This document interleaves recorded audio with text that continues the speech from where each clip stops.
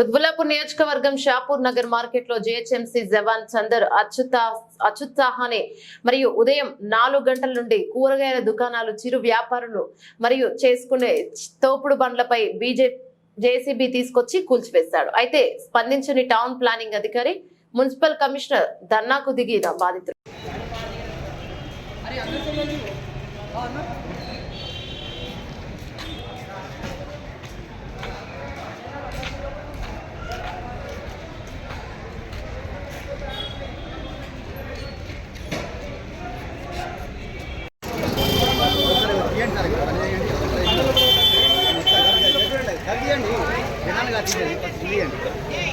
ఇరగొట్టి గదియండి.